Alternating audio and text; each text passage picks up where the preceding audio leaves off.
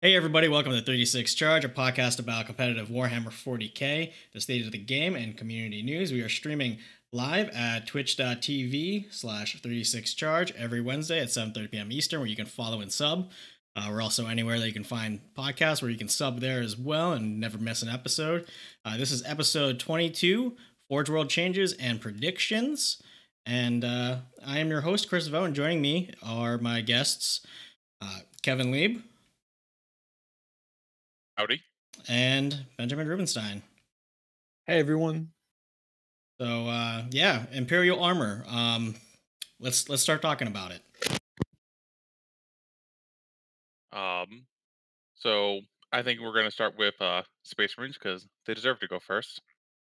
Of course, Space Marines deserve to go first. It's not like they had enough advantages in the game. Let's also let them go first. So when we're talking about Space Marines, there's a lot of named characters, and one of the important things to note, and this is actually going to be true for not just Space Marines, if there's a named character and you give them a warlord trait, it has to be inspiring leader out of this book. So there's a lot of options that have been lost, and a lot of sweet combos that I just think GW didn't want to have to try balancing around. So yeah.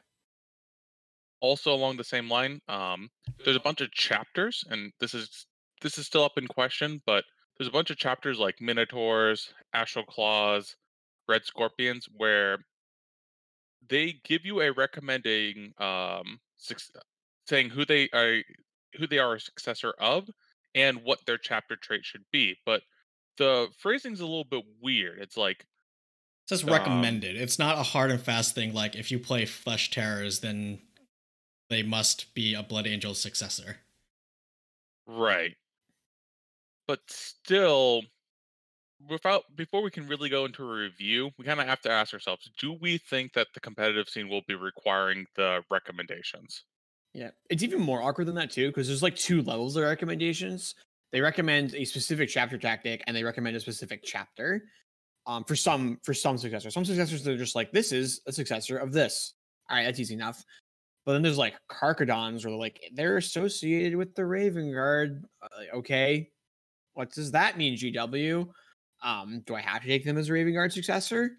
Is that a recommendation? So we're as of now, we're assuming that anything that is hard and fast, or at least I'm assuming anything that's hard and fast must be a successor chapter of this. That's going to be enforced. And anything with the word suggested under it is probably not.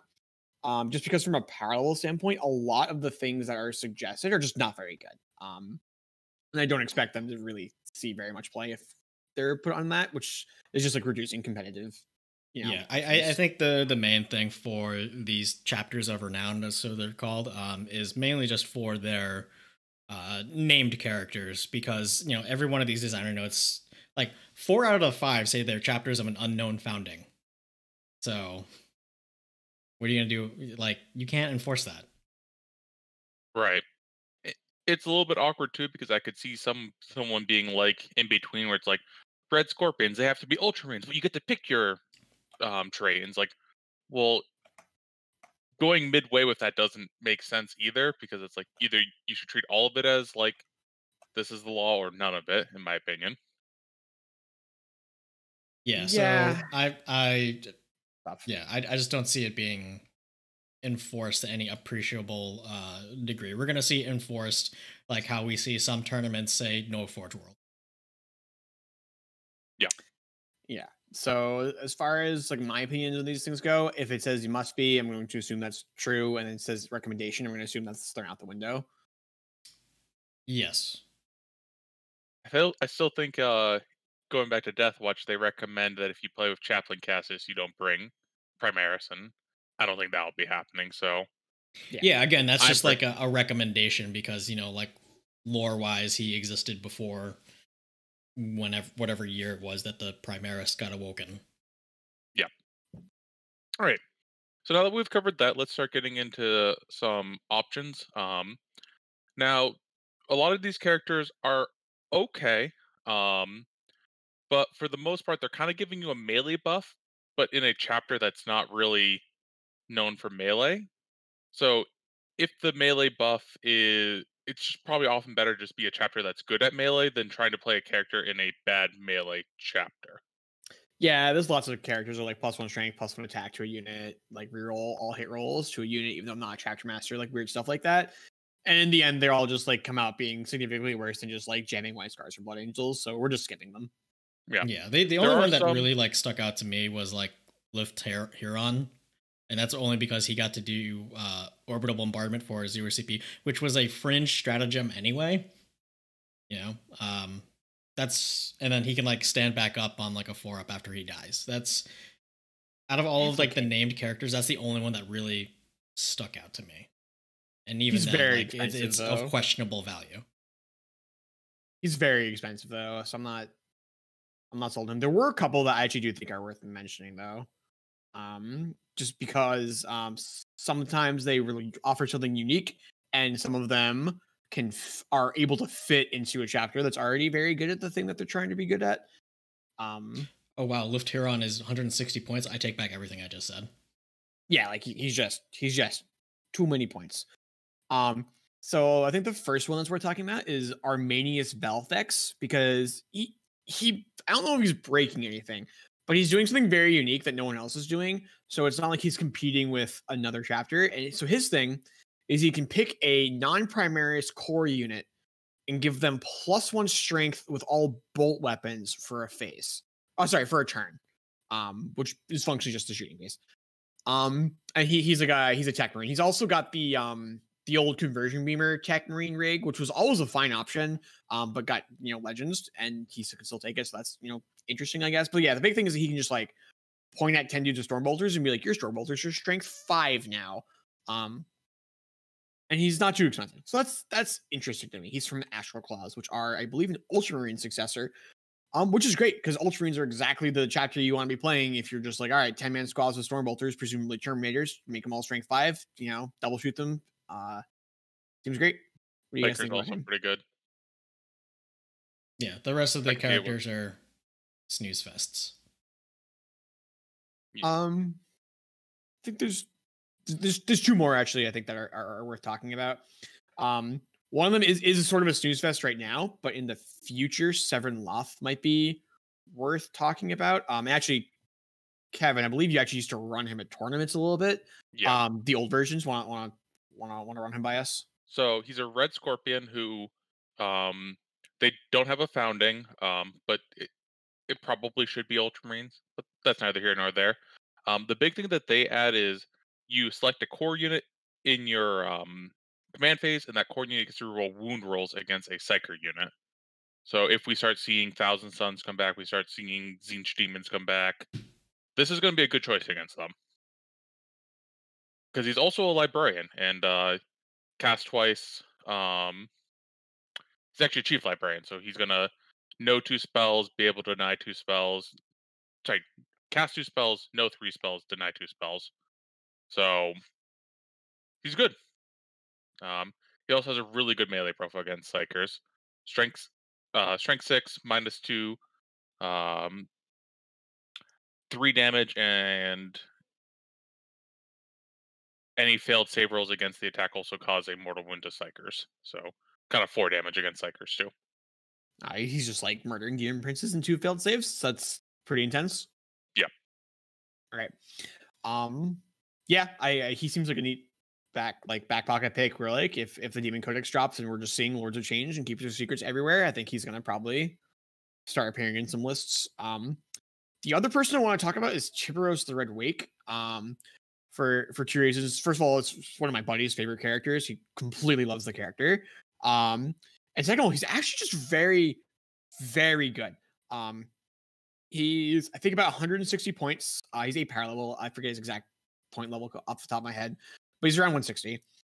He's a chapter master, which is already pretty good. He's in Terminator armor, so he's the normal Terminator stats. 5-inch move, 2-up armor. But he's a 4-up invulnerable save because he's a captain. He's got 6 attacks base, so 7 on the charge. And his weapon is strength +2, AP 4, damage 2 with full wound rerolls because they're lightning claws.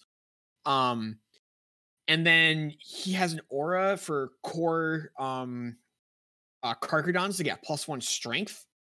And so like on the charge alone, he's and he's a chapter master, so he can hit himself with his chapter master reroll. So he can be 7 attacks on 2s, rerolling 1s, strength 6, AP 4, 2 damage, which is like just really, really, really killy. The thing that makes him really jump out is that his chapter does not have a mandatory successor. He can be from anyone, and I think you want to bring him as a White Scar, because you bring him as a White Scar, he just pushes some things over the limit in like really gross ways.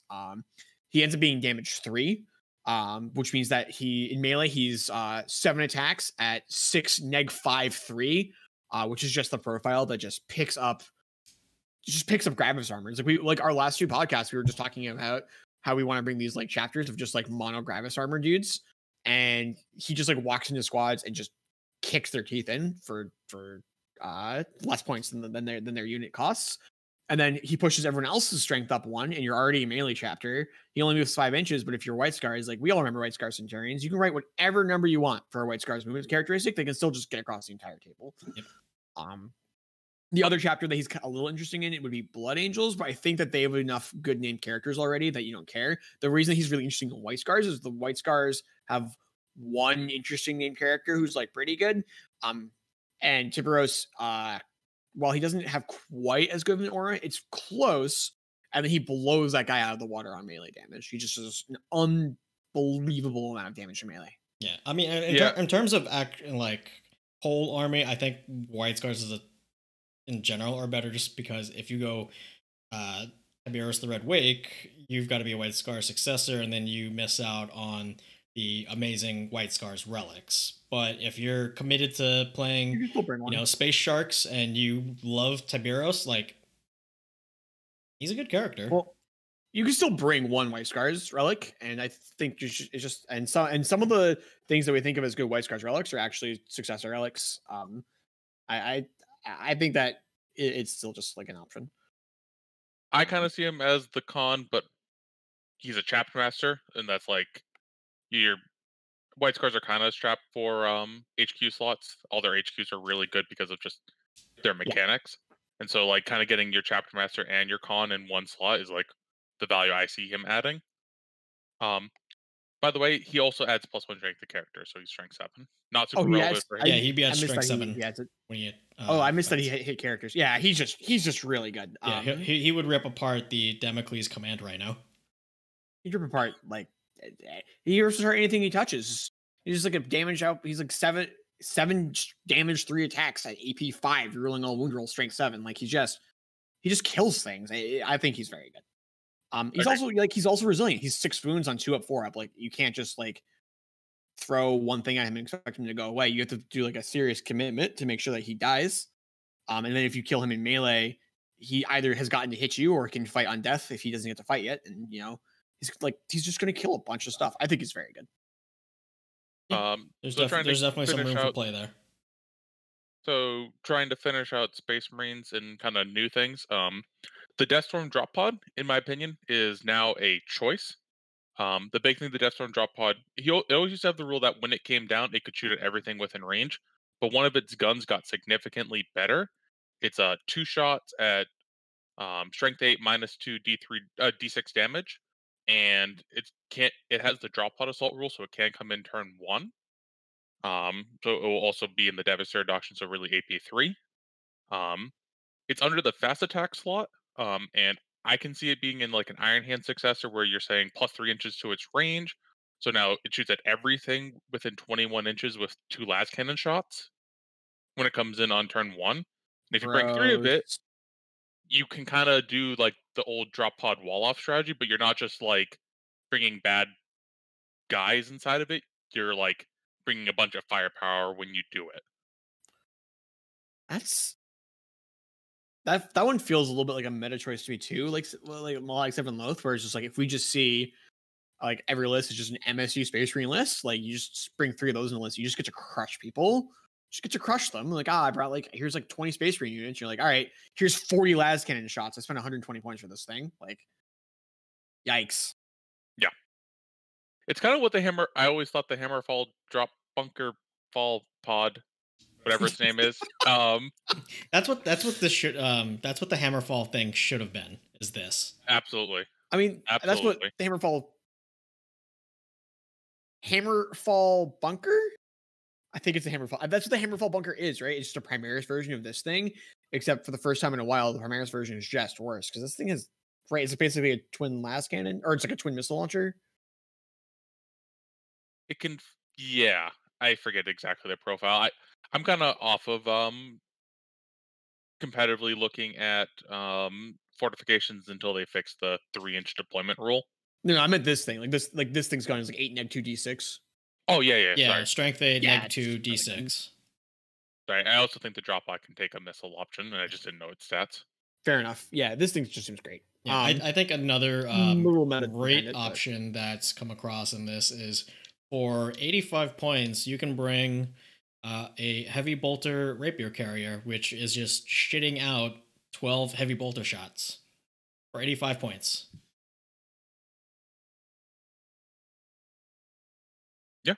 Yeah. I think that's just.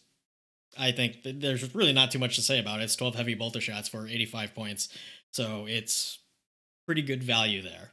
And it's not infantry; it's a vehicle. So when you do move it, it's paltry 4 inches. You know, you're still hitting on 3s. One of the things that I saw that I might be potentially big on is the, especially if you can somehow get an invul on it through Psychic Fortress, or if Eradicators get suitably nerfed, is the Sikaran battle tank. And with what we're seeing in terms of Primaris meta, like especially Gravis and Terminator armor, one Sikaran with 3 heavy bolters and its autocannon, which is heavy 6, strength 7, AP 2, flat 3 damage.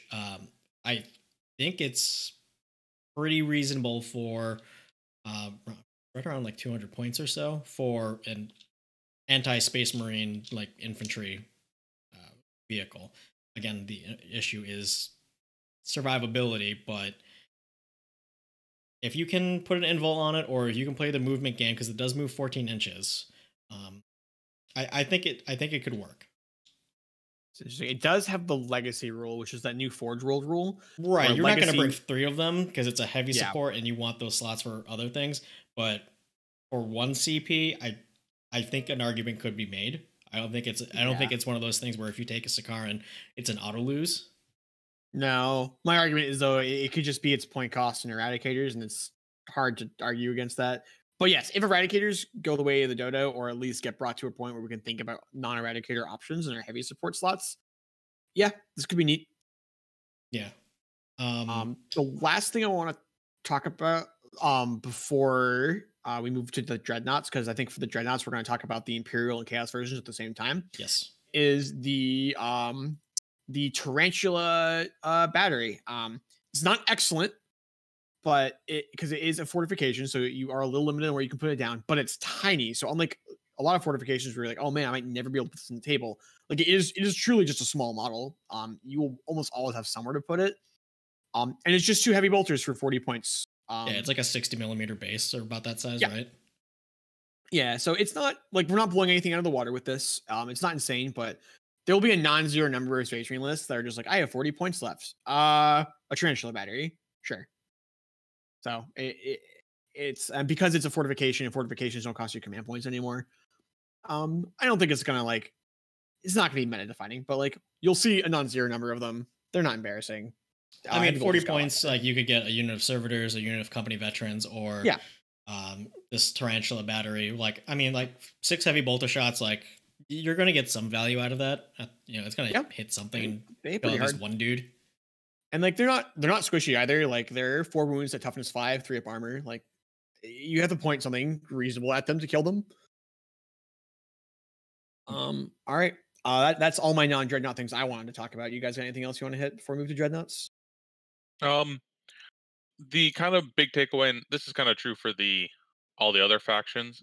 I kind of feel like all the Forge World stuff is kind of even across the factions, and kind of like this like power level like 7 out of 10, where your top choices are 10 out of 10s. Which for some faction means that Forge World is like below their power level, and some factions means they're above. For the most part, I kind of look at all the Space Marine stuff as like this is it's not terrible because a 7 out of 10 is not bad, but like there are kind of better options in the codex. Yeah, I feel that. Yeah, absolutely. It's kind of unfortunate, and as we're about to cover with dreadnoughts, is because of how chaos and imperial are like lined up. The dreadnoughts, and because of the kind of the rules they've added to dreadnoughts, we're kind of lowering the power level there from where they used to be 10 out of 10s. You agree, right, Chris? I mean, I have 3 Daradeos that aren't going to be leaving my shelf anytime soon. So No. Oof, feel for you. So All right. speaking of Daredeos, Well, yeah, speaking let's of let's start with Daredeos, let's start with the why humble don't you, Dorito. why don't you hit us with the bad news, Chris? So the the CP cost of taking the Daradeo, it sucks loyalist or chaos, but the difference is in chaos, you are hurting way more for CP because if you wanted to get like +2 inches to charge, or you wanted to like, increase your odds of making a charge as chaos, you're paying 1, 2, up to 3 CP on different stratagems just to make sure you get off that one charge. Whereas if you have a Primaris Chaplain on bike, um, he has a 6-inch aura on a prayer that just does that for you. So that's one of the examples where the loyalist and chaos versions having basically the same rules really hurts chaos much more than it hurts chaos loyalists. So with the Yeah. not and then compounding that is the really the lack of AP on the autocannons for the Daradeo. Like it's strength 7, AP 2, right? flat 2, and you can negate that AP 2 very easily. Even if you're just in cover, that you're still forcing them to take saves on 4s, and it's the value is just isn't there, I don't think, anymore, especially considering just the CP that you have to give up. Yeah, you regen the CP every turn, but it's you're hamstringing yourself for not that much good shooting. Daredeos were already, at least on the chaos side, Daredeos were already iffy unless you were running them as the purge, because you could really boost up their efficiency by re-rolling all of your hits. So Yeah. I think one other thing to note too is for those of you who are not aware of this yet, every single difference between chaos and loyalists have just been taken out. They the same exact weapons, same exact profiles. There's no more weird things where like some of them have more attacks or their invulnerable saves are different, or melee, or shooting. They're all just the same it's model. literally the exact same, because Um, previously the chaos version, like instead of the auto cannons, they were butcher cannons, and if you killed a model from a unit, they had -2 leadership for the rest of the turn, and you couldn't heal them. But if you killed the dude in combat with the dreadnought, it could eat them and heal. So yeah, they've that's all wiped gone, out. right? It's basically a copy paste. The only difference is it says chaos in front of the data sheet, and maybe you model a spike or 2 on it. right? Gotcha.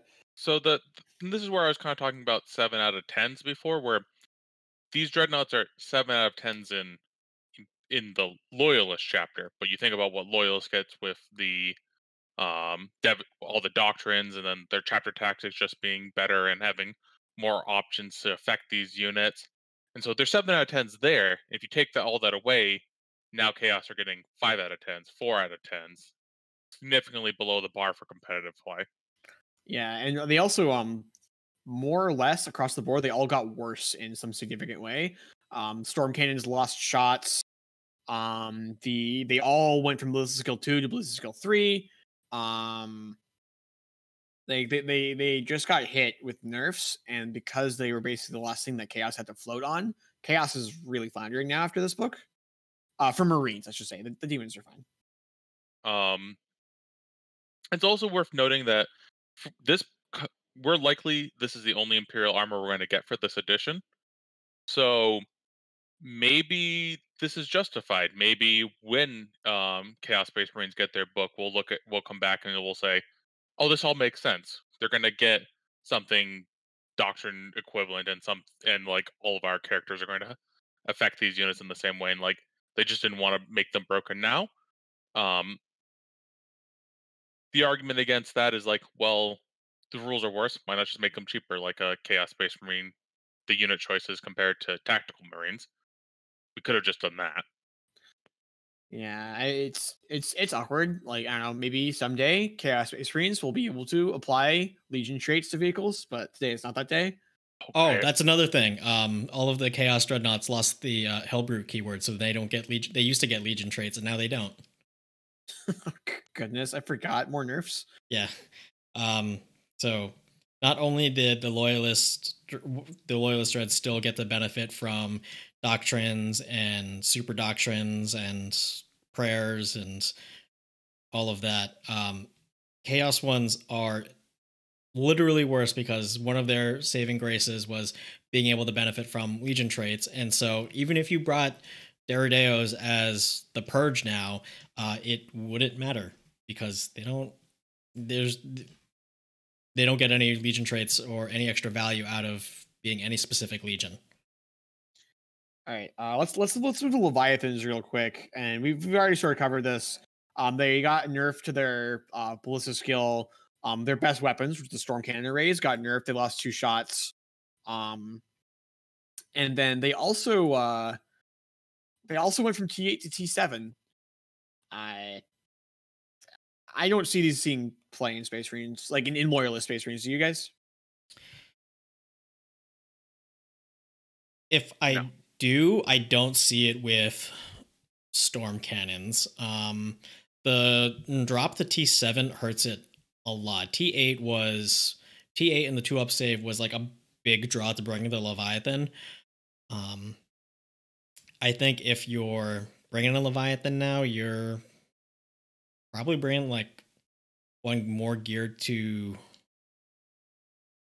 possibly close combat with a claw or like, and combine it with like the grav bombard. But yeah, I mean, like I'm really grasping at straws trying to think of like a situation in which I would take a Leviathan over anything else. Like it's an elite, so you've got six. You normally got 6 elite slots to work with, but in Space Marines, that elite slot is very crowded already. Also, keep in mind that it doesn't have the core keyword. It's easy to forget to mention that because it feels like we just think dreadnoughts have the core keyword, but the Leviathan doesn't have the core keyword. So there's a lot of I things missed that. that. Yeah. All right, it's not even a question anymore. It's just out. Like we just don't play with this until the points come down significantly. Do you mind if I ask real quick? I haven't dug too much into the chaos side. Did chaos get a bunch of core all over the place? They for their compendium. Yeah. Really. Okay. Because there's stuff like most chaos things are vehicles. Like there's very few chaos infantry models, so there's very few things that would be considered, I think, core in the chaos army that's in the Forge rule book. Yeah, I mean, like I'm looking right now, and it's like almost all vehicles or aircraft. All right. So this is also supposed to be our speculation section, right? Of like, where do we think the faction is going? And now that we're talking about chaos, like, what kind of rules, what kind of system do we think we need to see in order to make these dreadnoughts see play? Well, like, I mean, like, I think we have to look at the loyalist side of things and try to extrapolate from there, because with the chaos version of things being like literal copy pastes of the loyalist data sheets, it stands to reason that GW might be tracking towards something similar to doctrines, or pumping up Legion traits to try to bring them up to parity with Space Marines.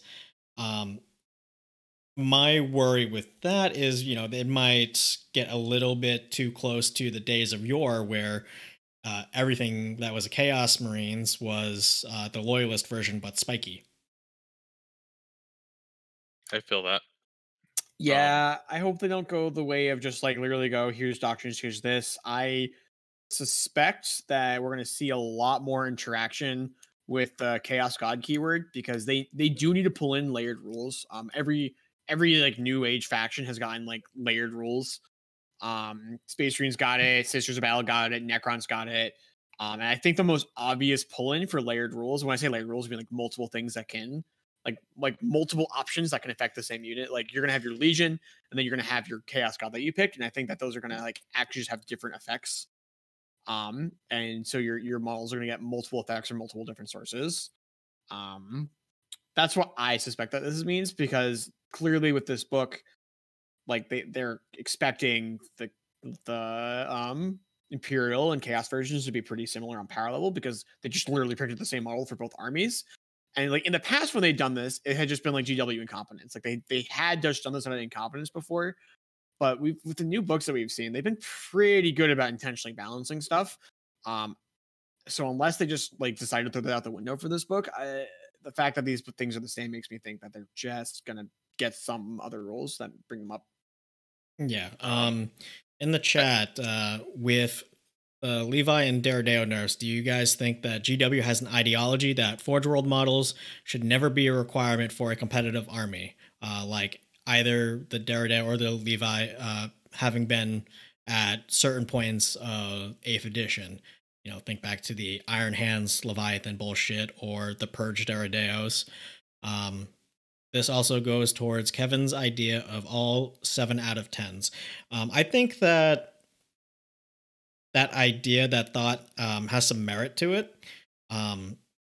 I traditionally speaking, like I've always felt that Forge World models, aside from like weird rules interactions that come out of nowhere, like the Purge Daredeos and Iron Hands Leviathans, Forge World options have been, I don't want to say middling, but like when was the last time you saw Chaos Decimator on the table?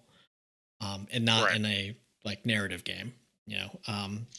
When have you ever seen, you know, like a Thunderhawk, you know, with the exception of like Adeptus Custodes, where like most of their army is within Forge World. I see Forge World as kind of like GW's way of adding a little bit more spice to armies without intentionally breaking the game. That being said, they do occasionally break the game, but that's been my feeling on Forge World, which is also why it really rubs me the wrong way when people say that Forge World is OP and needs to be banned from tournaments. I agree. Yeah, I suspect that most Forge World things we're gonna be seeing now that GW actually has their hands on the reins are going to be significantly toned down because of exactly that. Like we're just not going to see goofy interactions that no one saw coming, because it's just the same people writing both rules. Yeah, I do think we've highlighted some examples where like maybe they didn't know, like maybe that drop pod thing does become broken, or maybe the 12 heavy bolter shots for what was it, 80 points might be too good in like Imperial Fist. What was that? The Rapier Carrier. Yeah, the Rapier Carrier. I could Yeah, see those being above what they want, and we'll just see a points nerf on those probably. But, like the rules are fine. There's not like just something that like we couldn't put a point cost on those. Like 12 heavy bolter shots have a point cost that is you can associate with that. Yeah, there's no potential for any like super weird interactions, you know, with Imperial Fists and then Gray Shielding to Crimson Fists and then like Bolt Storm, and it all of a sudden this Rapier Carrier is firing 40 heavy bolter shots at strength 7 and 4 damage, you know. And I think the introduction of the core keyword actually helps a lot with that too.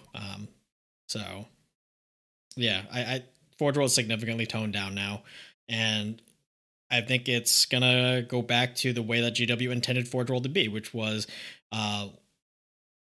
cool resin models that, you know, aren't really fit for widespread play, but if you want to use them, you know, it's not gonna make you auto lose, but you don't need to buy them in order to compete. And one of their biggest problems was when something Forge World got really hot in the competitive scene, it sold out immediately. And then if you didn't have it, you just, you know, it was hard to get up to the top table. Yeah, Are you with China?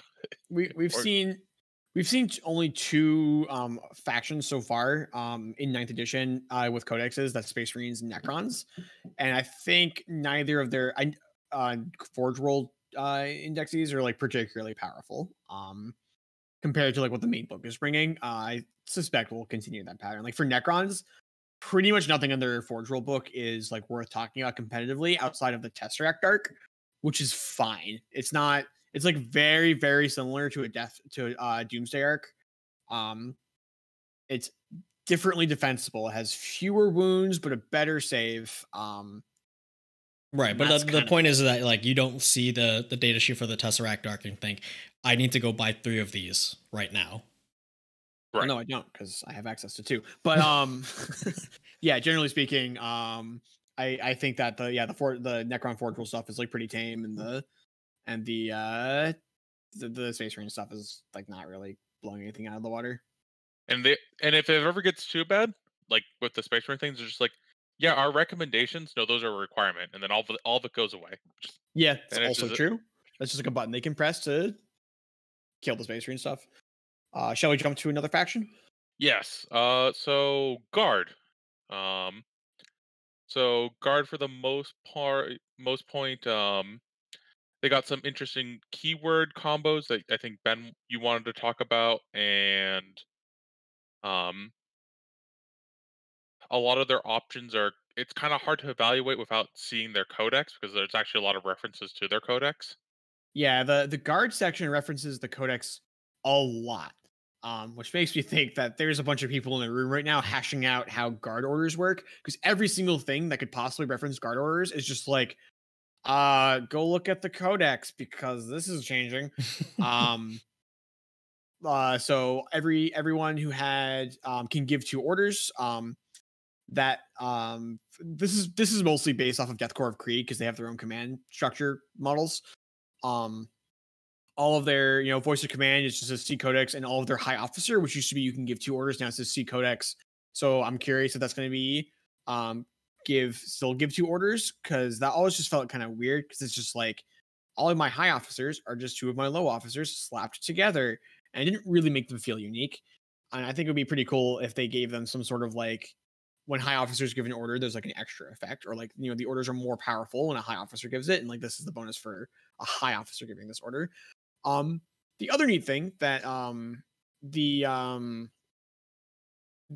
that got changed, which is kind of interesting, is refractor field got changed to C Codex Astra Militarum. Refractor field used to just be like your important characters have invulnerable saves. The end. It was just like you have a 4 invulnerable save, maybe a 5 invulnerable save. So the fact that they just said C company commander data sheet means that they're thinking, at the very least, they're thinking about changing it. Which is kind of neat. So rather than just having these like random Astra Militarum characters walking around with invulnerable saves because they were important characters and we wanted them to have some sort of defensibility against snipers, I'm kind of curious what they're going to do there. I wonder if they're going to be able to like pass off wounds, if they're going to like a better version of Lookout Sir. There's a lot of options there for an Astra Militarum style army for like a defensive mechanic for your characters outside of just like slap an invulnerable save on them and call it done. That can make the army feel a little more unique. Yeah, they took a lot of care to try their best to not write themselves into a corner here because like a lot of these um other abilities that would be something simple like smoke grenades, like for the Carnodon abilities, smoke launcher, see Chimera datasheet and Codex Astra Militarum. Dude, it's a smoke launcher, But I mean that goes to say like, all right, so maybe they're thinking about changing it, and they don't want to write themselves into a corner if it does change in the next iteration of the Codex, and they don't release an errata for Imperial Armour, and now like the Carnodon now has the old smokescreen key ability. It's little things like that, little simple things where it's just a fucking smoke launcher. But I mean, then again, you see how the smoke grenades like changed in the Space Marine Codex to become a stratagem. Right. So is that keyword just going to be like? Is the ability going to be like? You gain the smokestring keyword, and it's going to be the weirdest ability in the game. As it stands right now, that's probably my guess. that'd be mine too. Uh, Going back on the speculation. So Ben. You were talking about like better orders. Can you think of an example of an order now that you would like? What would be the high officer version of that order? Um, so like I don't know, it's always hard to balance or think about balance with Astro Militarum because like they all of their dice are awful, but they throw so many of them, even minor changes are like very significant. But I could see like first row fire, second row fire being like all your weapons go to rapid fire 2, and if it was like a high officer who gave you the order, you get +1 to hit this turn. That might be a little too powerful, but like something like that, where it's like, here's this thing, or like run, run, run. It's like, all right, you can move again, or sorry, move, move, move. You can move again and you advance. If a high officer gave you the order, don't roll the die. It's just a 6. Stuff like that. Where it's like, rather than just being like, what the high officers are 2 guys slapped together, it's like, no, the high officers just give better orders. When he's yelling at you, you really listen. But still, like if he's a high officer, it's the one order, but like a souped up version of it. Yeah, it's one order, but it's a souped up version. And then like our named characters are like given like 2 souped up orders. Because before, like some of the named characters in National Militarum were like comical. Like the Commander Creed was very easy for him to give like 4 or 5 orders in a turn. And like that's cool. He's the big man in charge, but like when you have 5 Astro Militarum units like on top of your character, like turn 1 and then you run them out, and then turn 2 he's just like, you one squad do a thing, and then my other 4 orders are look at me dance. I guess I don't know. He just like runs out of orders. See, So I could I think see that's it. just like a more interesting ability. I mean, I'm thinking like kind of using real examples. Like we already kind of have a tier of orders where like certain factions have like an order that's like kind of exclusive to them or like a better version. So like you think Cadian with the order that says reroll hit rolls of 1, and with them it's like if they didn't move, it's reroll all hits. I could see things along that line. Yeah, every faction has a unique order. It's just that some of them are bad, so you never heard about them. Yeah, I could see that. I could see like only high officers can give unique orders, things like that. Yeah. But then you have to make a conscious effort to make all the unique orders like actually good, rather than like you can shoot your las guns like sniper rifles, but if your opponent's playing anything other than National Militarum, you're not killing a character with 10 las guns. They actually become sniper rifles 6 to wound our mortal wounds. All Let's right, well do now it. characters can never survive, so it's an interesting swing there. But yeah, I think that it just points to like we're going to see some changes in the Astro Militarum Codex. People are going to take orders differently. It's going to be fun. It's always neat when that army's viable, especially in the Space Marine meta, because they're just so different. Like if a more diverse meta is usually healthier, and I think we'll see these less like self-predatory Space Marine lists where it's just like, what's the best list? It's a Space Marine list with a bunch of weapons designed to kill Space Marines. And then like we'll just see like 100 Astro Militarum models show up on the table and just be like, haha, there's more of us. I knew the enemy kill bots had a preset kill amount, so I threw wave after wave of my own men at them until they hit their kill limit. Yeah, right. Although I as of now, 100 is not enough, but there's a number out there, and Astro Militarum armies can hit it because it's silly.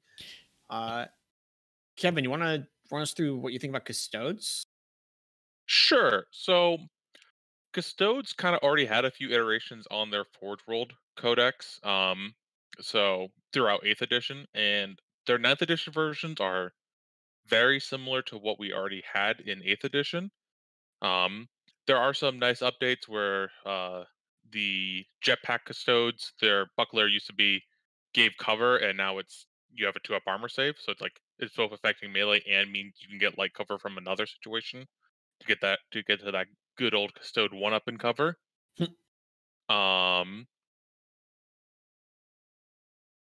Other things that are interesting, we see the core keyword come out, so not unexpected, but we know that that's going to be affecting Custodes. All their hover tanks lost the repulsor ability, where you had a hard time charging them, and they don't really have a keyword that I can see that would give them a stratagem to get access to that. So I think that's just gone, which is kind of sad. But I would say that it's gone, yeah.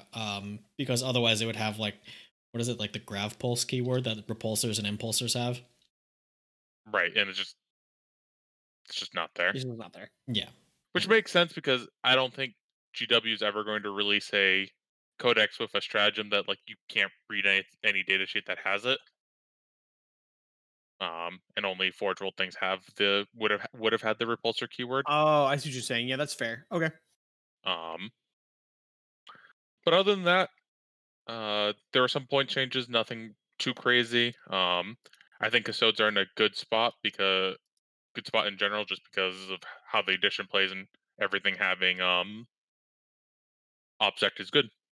Yeah, I think when we're looking at the other sections of the book and we're saying like, generally speaking, like most Space Marine options are 7 out of 10 on the power scale. When I look at the Custodes options in Forge World, I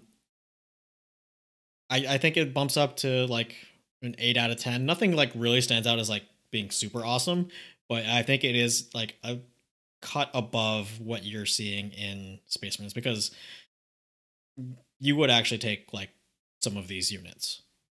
Yeah, Right. they are generally better, I think. Yeah. And this kind of goes back to the whole Custodes, for the most part, are a Forge World faction. Right. Custodes are a Horus Heresy army that actually has like a handful of plastic models. So true. So next up, I think it's worth touching on Inquisition real quick. Inquisition used to have some very interesting Forge World characters. And now they're not. Between eating a couple of small nerfs and losing access to the truly excellent Inquisition warlord traits, they're just bad now. Every other Inquisition in character out of the main book, or just generic Inquisitioners, just blow them out of the water for utility and power. So they're not really worth talking about. And this is once again reminding you guys that if it's a named character in the Forge World Compendium, you have to take the +1 leadership within 6 inches. So yeah, it's just not good. So next up, I think it's worth touching on AdMech real quick. They fiddled around a bit with the Titan Legion guards, so that they're a little bit more interesting if you want to play a 10,000 point game that involves both infantry and Titans. But they in no way actually made them interesting for like a real game of 40k. I like how you called them Titan guards instead of Secretarii. Sure. They have the Titan guard keyword, right? They have the Titan guard keyword. Yeah. Ability. Sorry. It might be an ability. Yeah, Titan Guard is an ability that they have now. So I wasn't completely off by calling them Titan Guard. The thing that is worth talking about is the termite drill. It got better, which is not the direction anyone was really expecting it to be taken in.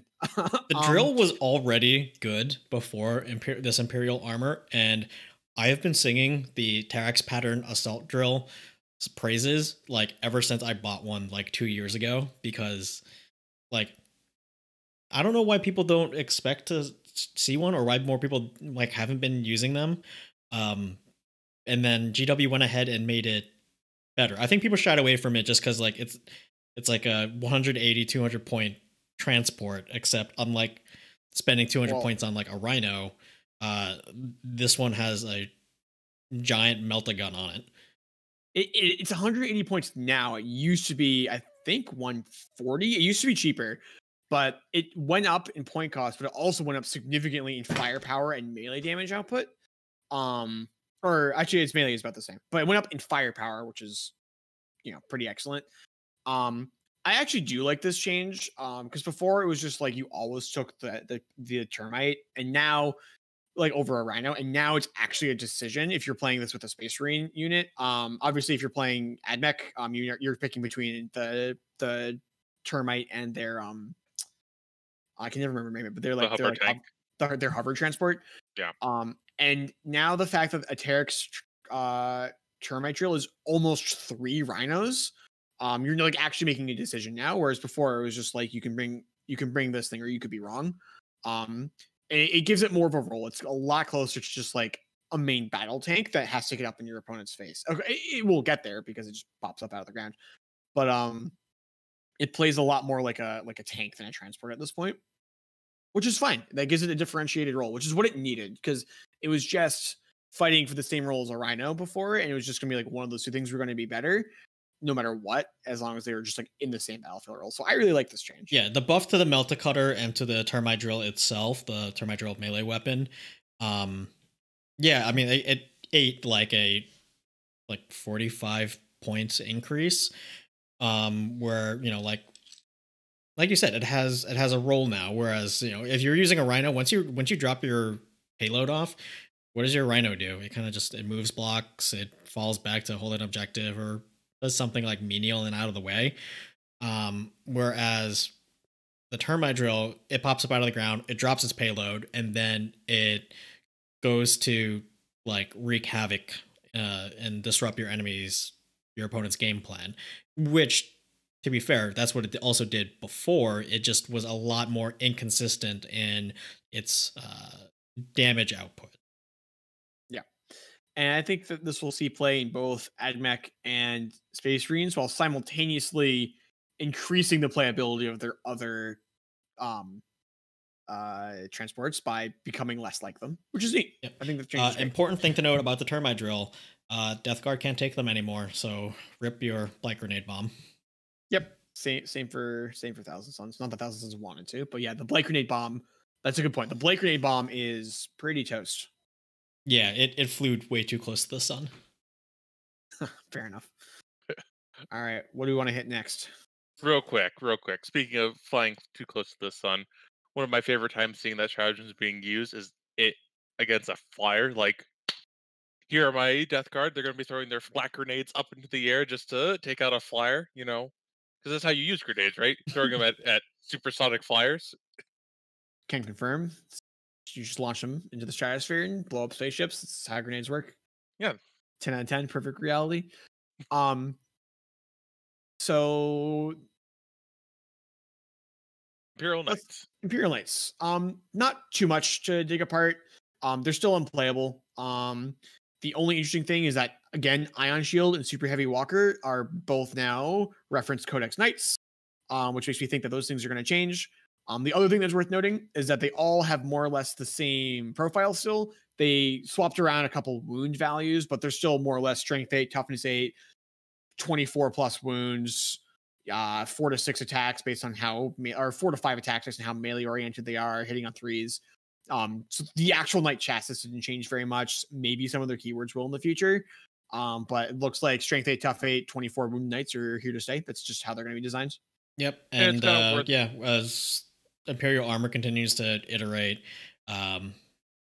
Cerastus class knights continue to be less and less unique.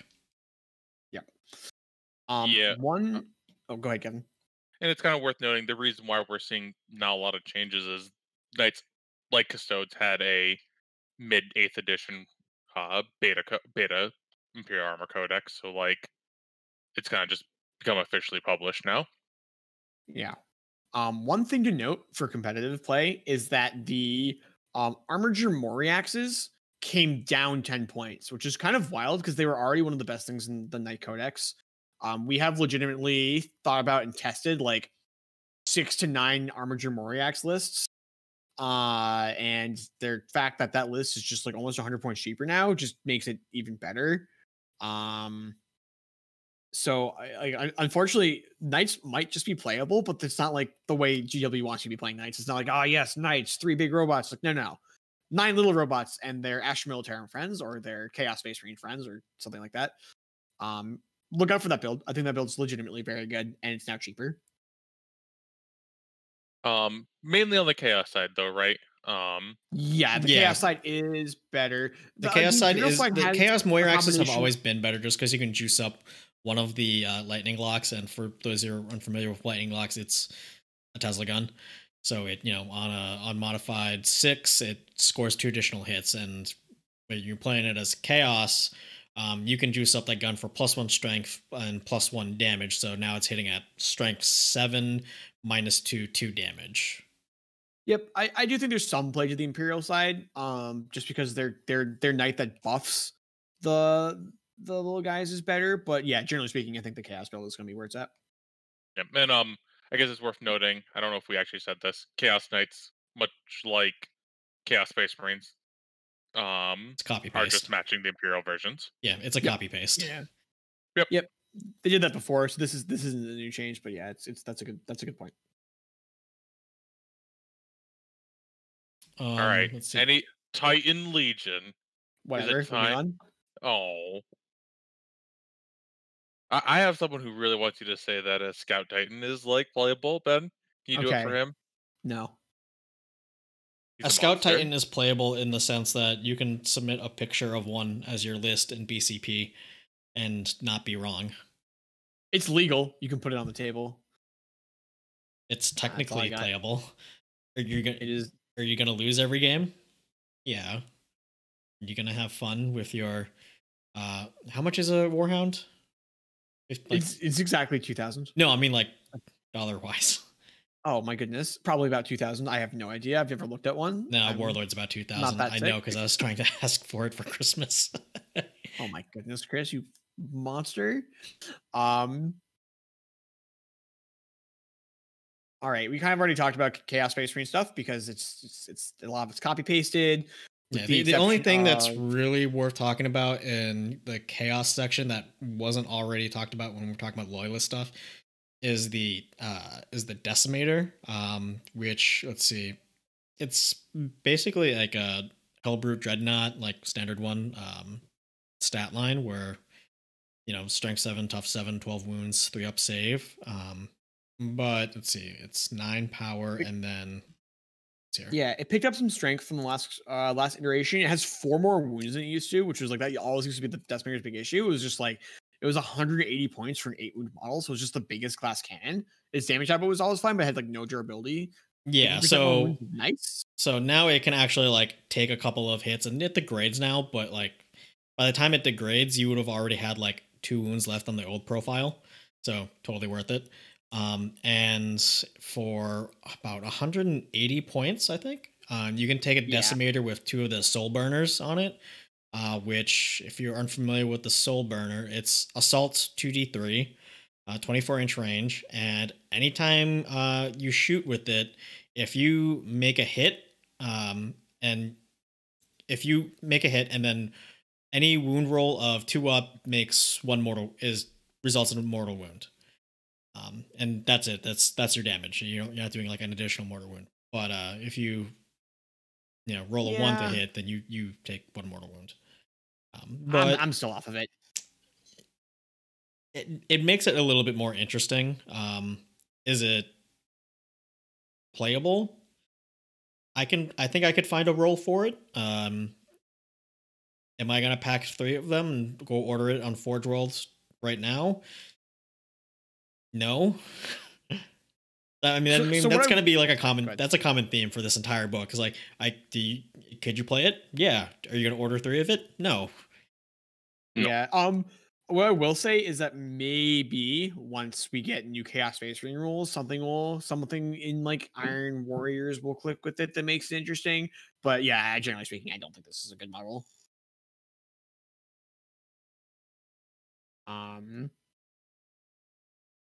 I think we should touch on a couple Xenos things, and then we can probably wrap it up. Okay. Oh, actually, for reference, the Warhound Titan Demons. is $660. Okay, I think we should touch on demons, and then my everyone's fan favorite, the Tau. So in demons, real quick, they did make an effort at making all of the demon lords playable. I think they missed on 3 of them. The Nurgle one is worth thinking about. He's toughness 8 with I think 20 something wounds with 4 up invulnerable save and a 5 up feel no pain. You're talking about Scabby. Yeah. Of note, all of the demons now have on their all the demon lords have on their invulnerable save that the invulnerable save cannot be modified by anything. It's kind of interesting. So you can't. They can no longer. So you cannot warp surge them to 3s, but you also cannot like jinx them or anything like that. Generally speaking, they took their power levels way down. But their points cost kind of came down with them. But yeah, Scathrix is the only one that like comes close to playable. He's got 21 wounds. They all have a weird aura. Most of the auras are so weird that they're not worth talking about. But Scathrix's aura is just Nurgle demons within 6 inches or -1 to be hit, which is great. There's also no core on that. Maybe they'll add a core in after they change, but they may not. Maybe it should be like all Nurgle demons. That being said, it's still a Lord of War, so I just don't see it. But I think that's Lord of War, taking a Lord of War in this edition with the new detachments is like it's a very tall order. It's a hard proposition. I think they missed a really good opportunity because there's like almost no reason why Scapthrix can't be a Supreme Leader. He is the exalted of exalted Grand Clean Ones. And it's like, how is he not a Supreme Leader? Like, if he's on the battlefield, isn't he not just in charge of all the Nurdle things? I don't get it, GW. You would think so. And if they were going to add Supreme Leader keywords, like Supreme Commander keywords, like it would be in this because, like we said, like presumably this is going to be the Imperial Armor for 9th edition. Yeah. And then the other 3 are just like not worth talking about, so whatever. The only thought I can have against it is, and kind of goes back to I don't think GW wants you to feel like you need to purchase Forge World to have like the tippity top. And so by like saying not making him the Supreme Leader and giving you the choice to make any Great Unclean when you're like exalted Great Unclean one is closer to what I think they want people to be doing. That's fair. No, it's fair because like when Forge World is the key to competitive success, it has like a gatekeepery aspect to it because one, working with resin is a lot more difficult than working with plastic. 2, there's the obvious cost difference where like Forge World stuff is like ridiculously expensive. 3, like there's definite supply issues with Forge World as well because they're casting these things out of resin. They're not just doing injection molding where they can pump it out by the hundreds and thousands. So all of those things together can very easily like turn people off. It leads to a lot of feel badsies. Actually, we might have to go back to the Astrea. I'm seeing Dio Fuda talk about the Astreas. We should have covered that one. That one actually we thought was interesting. All right, let me bring up the Astreus right now. Okay, so the Astreus is 12-inch move, 3 up to shoot, strength 8, toughness 8, 30 wounds, 2 up save. Let's see.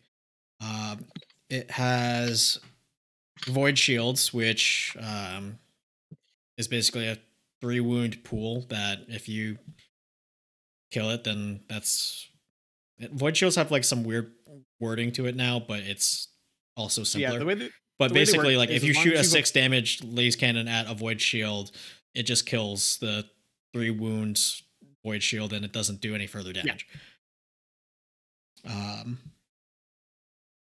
Yeah, and you have a 5 of invulnerable shield save as long as you have 1 shield up, and they reversed the way they work with mortal wounds. Now mortal wounds go right through void shields. So if you somehow take 28 mortal wounds or 30 mortal wounds without any other damage, you die with all your void shields intact. Yeah, and then at the start of your command phase, if you have less than 3 shield points, you get all your void shield points back. Which will never happen. As long as the shields are still around. Yes. If they pop, they're gone. Yes. And then the main weapon, let's see, this is the Unchange. We've got the Las Ripper. You got 2 of them, 36-inch, heavy 2, strength 9, AP 3, D6 damage. You've got the twin macro accelerator cannon, which is 72 inches, heavy 12, strength 8, -2, flat 3 damage. And then you can replace the it has a twin heavy bolter, so it's a 6 heavy bolter shots. And then you can, if you want, you can replace the Las Rippers with the Plasma Eradicators, which is very similar to the Redemptor's plasma cannon. Is it the somehow same? Less strength, not more strength? It is. Yeah. They're what, D6 8 neg 3 flat 2? Flat or 2, D6 7? It's neg 4, flat 2, and if you overcharge, it goes to flat 3. And strength 8, right? Yes. Yeah. So the primary weapon's unchanged. Both the secondary weapons got more shots, and then the void shield thing is sort of new. Right. So the way I look at this, and you probably would talk better about this one because you actually played in a tournament, but I always thought the Astraeus had like a reasonable amount of firepower, but not enough tankiness, and it essentially got 12 to 14 more wounds without actually going up any points. That is an accurate statement. It lost its invulnerable save. However, it has a base 2 up, and it's very easy to give a +1 armor save in the Marine Codex. You're gonna park a Tech Marine to give a +1 to hit anyway, so going to weapon skill, so being weapon skill 3 is whatever, it's still just gonna hit on 2s. You're gonna park a Chapter Master next to it to make it reroll its 1s to hit.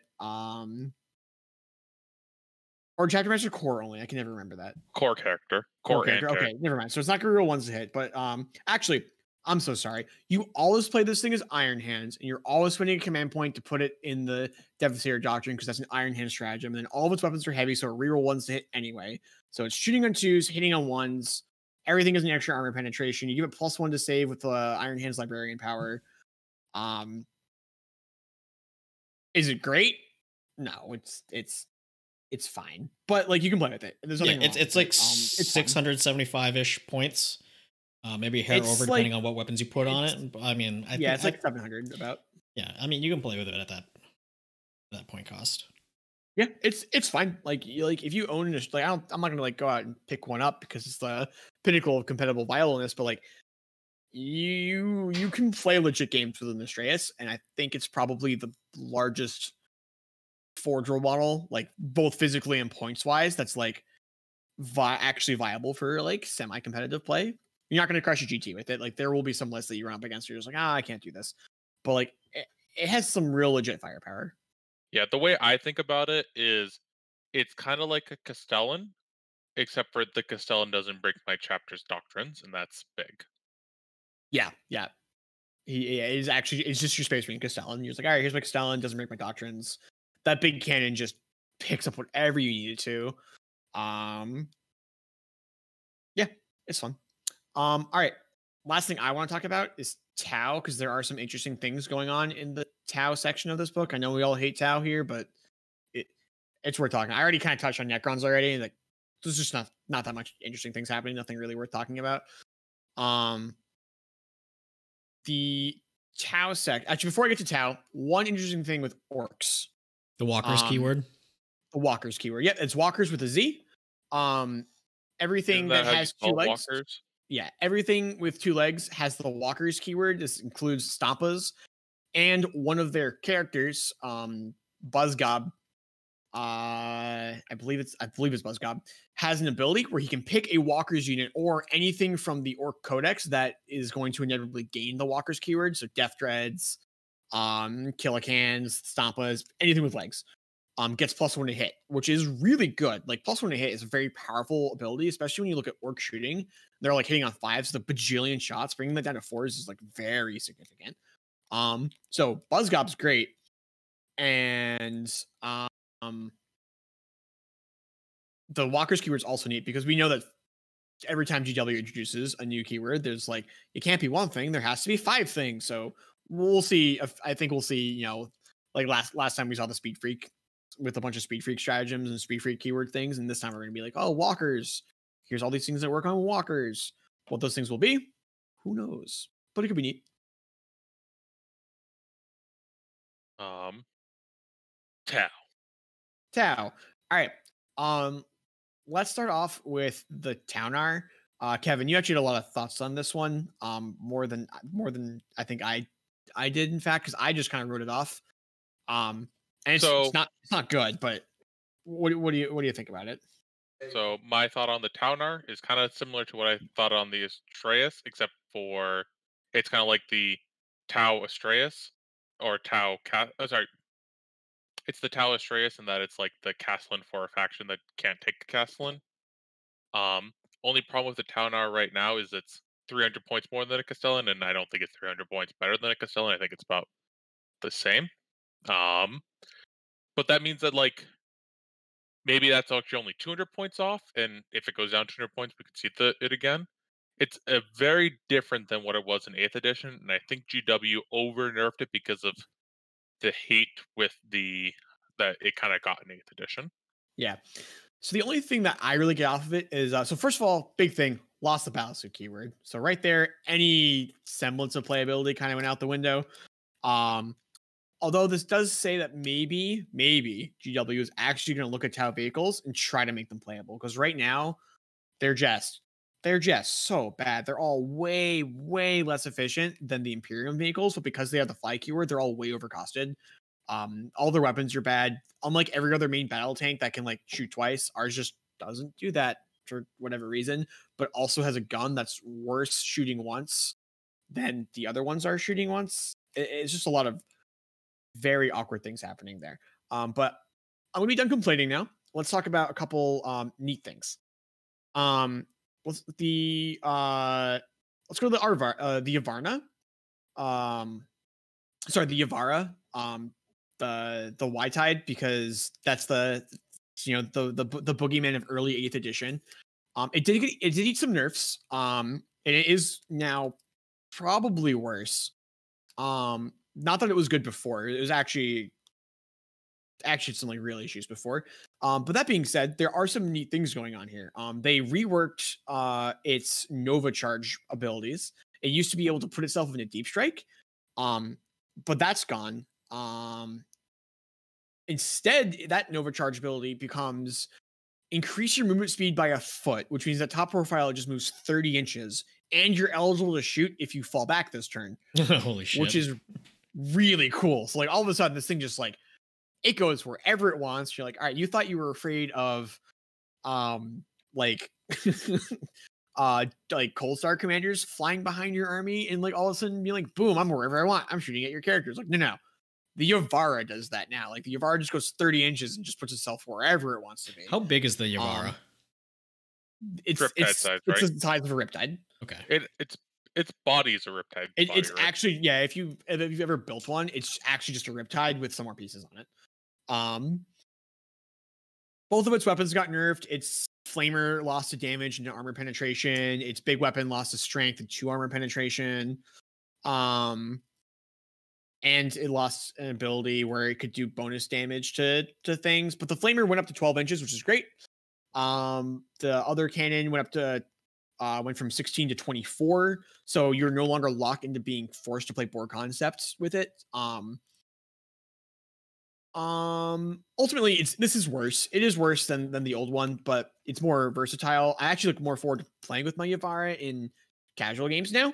So that's buff, because before it was too good for casual games, but too bad for competitive games, which just put it in this really awkward place where it's just like you can never use it. And now it's more interesting. It just like does more interesting things in casual games. I look forward to when COVID's not ravaging the nation and I can play a Crusade with Tau, because I'm gonna bring Yavaras and they're sweet. It'll be fun. Also, the fact that they did a bunch of things with the Nova Reactor, just kind of points out like they're really looking at that Nova Reactor rule and like seeing what they can, like what ways they can push it. In the main codex is just the Riptide that has it. And I think they're gonna mess with it a bit. The other thing that is interesting to note is they completely reworked the way the Yavara's shield works. It used to be a 5-up invulnerable save that went to a 4-up within a foot. Now it's just always a 5-up, and it can Nova react to be a 4-up. Well, like kind of whatever, to be honest. This does mean that the Riptide's probably losing its 3-up invulnerable save. The Riptide's probably going to only be able to Nova charge down to a 4-up, which kind of implies a larger risk for the whole faction, because that 3-up invulnerable save for the Riptide is like the actual last saving grace in the entire codex. I agree. Yeah, go ahead. When I was thinking about where Tau could go, like having a bunch of T7 models flying around with 3-up invuln, it's like that was very unique, and like you were losing a lot of firepower, but like that was very resilient models moving around. It's like unfortunately they're not OBSEC, so it's not great, but it was something. And if that goes to a 4-up, then like they need to get something else, and I really hope they do. Yeah. The other interesting thing is that the shield drones are just see what the Riptide shield drones do. And much like the normal battle suits with drones, they deploy as a single unit. And then the drones have an ability that says they split off in the current codex, which makes me go back to something that Kevin and I have discussed a few times, where we think drones might just be an upgrade to battle suits that stay in the same unit, and they might either operate as a thing that gives you an extra save or things that just give you extra wounds rather than having these big clouds of drones floating around the table to be onto whatever they want. Because the way this is currently worded, if they decide they don't want drones to be their own units, those shield drones would just be with the Yavara if they give them different roles, because as of now, they don't split off on this data sheet. If they choose to give them the thing that lets them split off, they'll get that. But what do you think about that, Kevin? The reason why I kind of have that opinion kind of actually goes to a different game in X-Wing called X-Wing, where there was a pilot that could like make it so you had to attack him, but then you played him with a bunch of pilots that said like he was almost unkillable, or they would take wounds for him. So then all of a sudden you had like this weird blob where like you had to get through everything at once until you started doing damage to anything. And Tau kind of played the same way conceptually, where like it wasn't until you got through all the drones did you actually take any firepower off, and that's like it's frustrating to play against, and it's kind of where I think a lot of the feel bad of Tau kind of came from in 8th edition. I think when we get rid of that, we can both make them more balanced, but also more fun to play against. Yeah, it's not even about making it more balanced. It's just making it more interactive so that you can actually like play a game. Because otherwise, before you get through the shield drones, you're not really making that many tactical and strategic decisions. You're just trying to play Space Invaders until you can get to the mothership. Right. All right. A couple other things I want to touch on Tau, because I love this faction, and I'm actually, yes, the faction's awful right now, but there's some I get multiple very exciting things happening here. The second to last thing I want to touch on is the Varna battlesuit. This is the R-Tide. The Yavara is a Riptide with more mobility, and Varna is a Riptide with less mobility.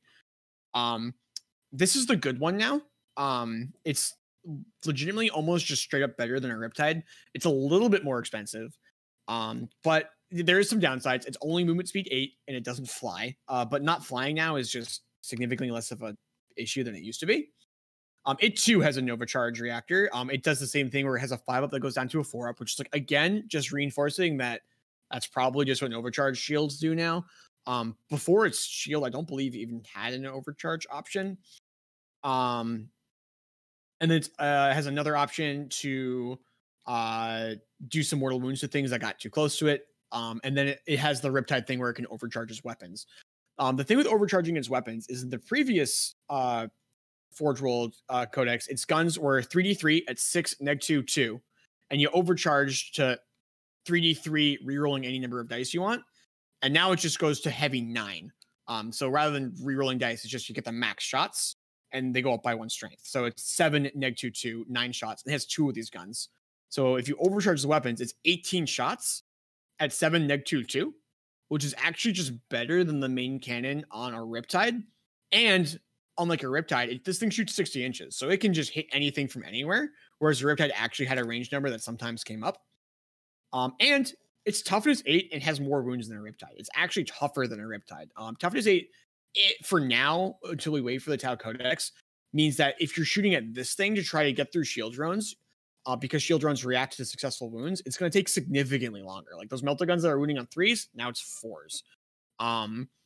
Those bolters that were 5s, now it's 6s. The worst thing to have shot at your Riptides is always a bunch of bolt guns with reasonable AP, because you just lose so many drones to them or start losing think wounds.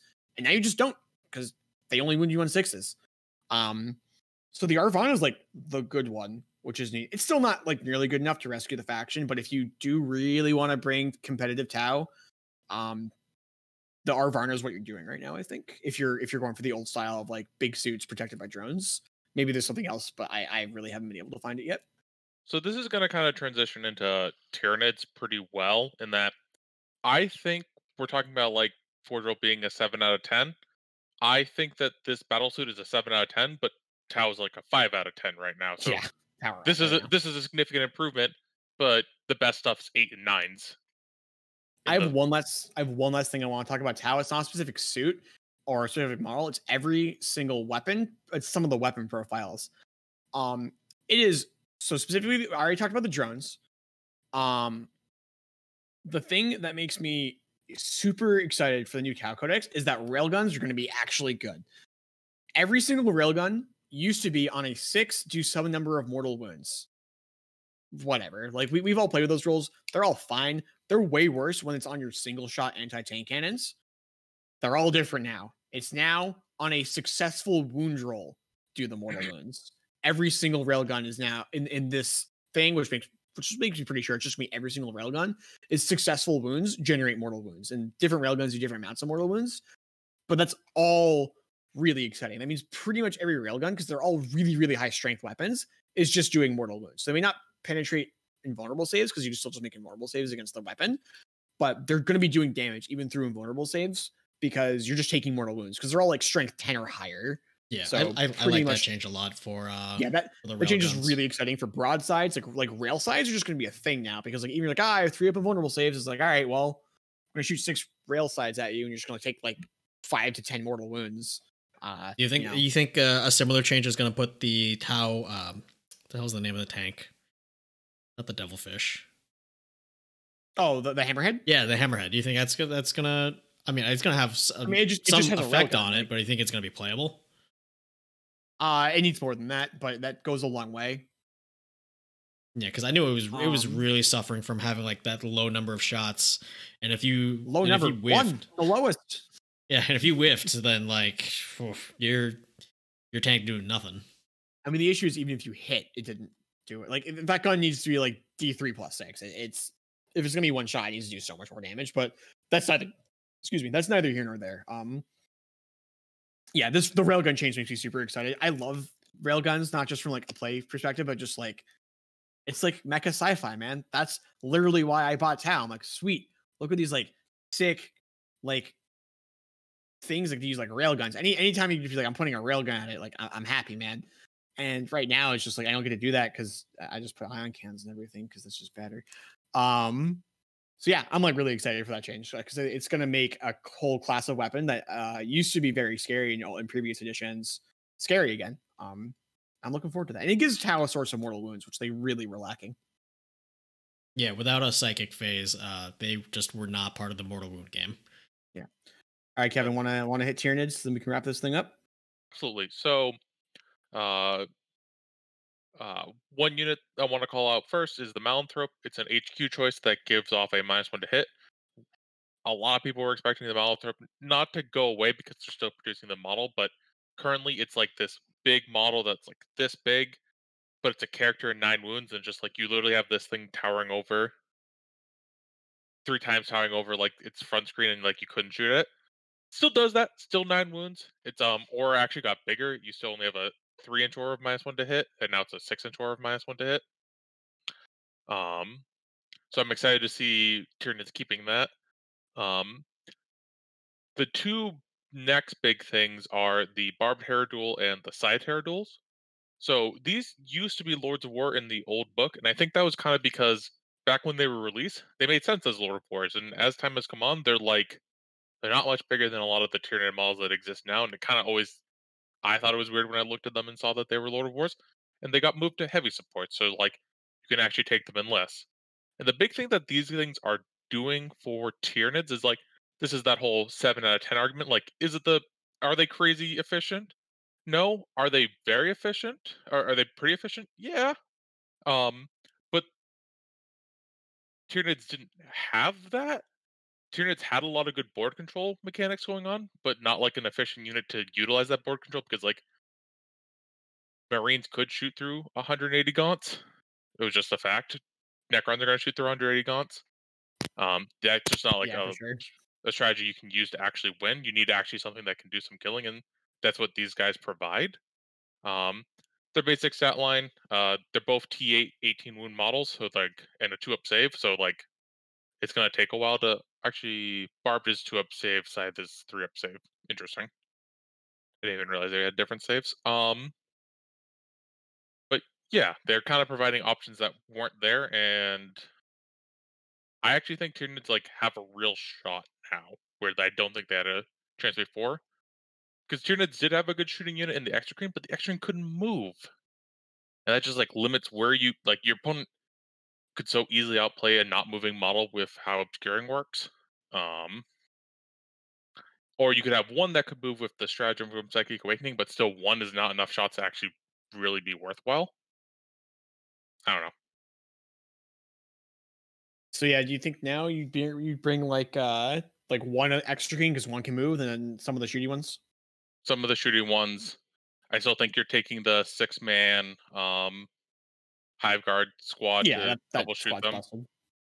And that's like a lot of actually really good shooting that's really good against Marines, but also good against other targets. Right, that's like all strength 8, right? It's like all strength 8, AP 2 or more, multiple I damage. think so. It's pretty good. I don't know, I think the X Train's actually only strength 7. Maybe I'm misremembering, but Oh yeah, but it's like a bajillion shots though. yeah. Okay. One of the things that like hasn't really got to be utilized well because I don't think Tyranids were that great before they got these like kind of core units added. They have a stratagem for 1 CP that lets a unit double move in the movement phase. Um, you that unit takes some amount of damage when doing so, but it doesn't prevent the unit from doing actions. So Tyranids have like a good way of getting out, grabbing an objective, doing an action there.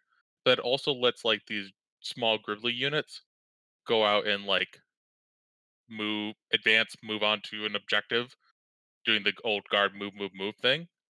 Um, so like being able to play that game, but also playing like we have efficient like dreadnought plus like units. I don't know. I'm excited for the faction again, and that's like it's great because it's nice actually having some 7 out of 10s. Yeah, that sounds awesome. Yeah, and hopefully one day the Tyranids get a new release. Yeah. So do you think this means that GW is going to design their monsters a little differently for the new book? Yeah, a more traditional monster that we can kind of look at that is the Demacharon, which now naturally has an invuln save, where you used Ooh. to have to kill things to get the invuln. And I this kind of goes to one of my thoughts with Psychic Awakening on a whole, where like Psychic Awakening was giving you the ability to take options that might just be on your data sheet in the future. And I'm thinking a lot of the monstrous adaptive physiologies that from the Psychic Awakening might just be appearing on certain monsters. And invuln saves are like one of the big things that Tyranid monsters were missing because it's like, what is a Trigon? It's a T6 model with 12 wounds, and like that's just like not enough defensive stats, 3 up armor. And if you were to give that an invuln, now we're talking about something that can actually survive a shot or two from an anti-tank weapon.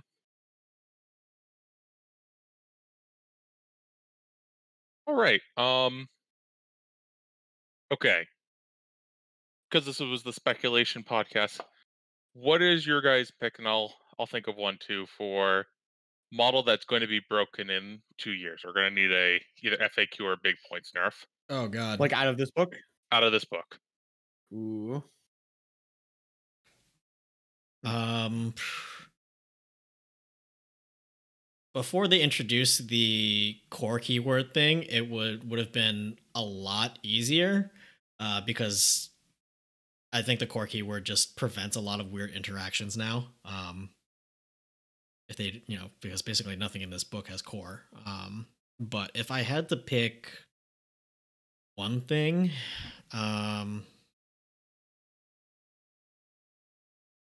wait, Ben, do you have an idea? Maybe come back to me.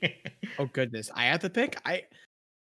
That's really hard. My mind's on Tau right now, so like maybe hazard suits because hazard suits have always been very close. And if we're gonna get a new book that brings up the rest of Tau to be close, maybe hazard suits could get through. My No, guess. I'm going with Boss Guzzbob, the guy who gives walkers +1 to hit. I think that rule is very scary. It's very unique. It's in a faction that has always been able to do kind of nonsense stuff out of nowhere. That's my pick. For right now, I would pick the Custode Jetpack units. Them all of a sudden having 2 up saves and being able to get cover makes them a lot more resilient, and um there's a stratagem in Psychic Awakening that could let them double their shots, and I don't know if that was fully appreciated how strong that was. And I think that might be eating a nerf, or the Custode Codex comes out and then, like, that stratagem goes away. One of those types of things. For me, I think like when I first read through this book, the rapier carrier is one of those things that stuck out to me just in terms of points efficiency, but I don't think it's That's fair. going to be anything it's not anything groundbreaking. From a loyalist perspective. Depending on what's in the chaos book, we might I'm hoping for some very funky like Slanesh or Iron Warriors interactions with the rapier carrier. And if not that, I'm gonna have to say maybe the decimator with the soul burners. Um, I'm in terms of like an actual like, hey, this might be broken in a bit. Yeah, I'd go with the decimator with the rapier being like a low key like this might get significantly better with new chaos rules. All right. Yeah. All right. Yep. I'm doubling down on Buzzcub. I think that +1. Like I've been messing around with Orculus with one of my buddies, and I think that we've been spending a lot to give +1 to hit some units that are going to pick up the Walker unit, the Walker tag, and I think just one more way to do it could actually generate a really scary orc shooting list. Yeah, I mean, like, hey, they went through the effort of putting the Walker's keyword on it and then not referencing it in any other rules, so it's probably going to be a thing in the Orc Codex. All right, shall we call it there? I think so. All right. So thank you everybody for listening to this week's show. I hope you enjoyed it. I'd like to thank our contributors for this episode, Kevin Lieb and Benjamin Rubenstein. This has been the 3D6 Charge podcast. Again, we are live every Wednesday at 7:30 p.m. Eastern. Bye for now, and don't roll any ones. Bye, everyone.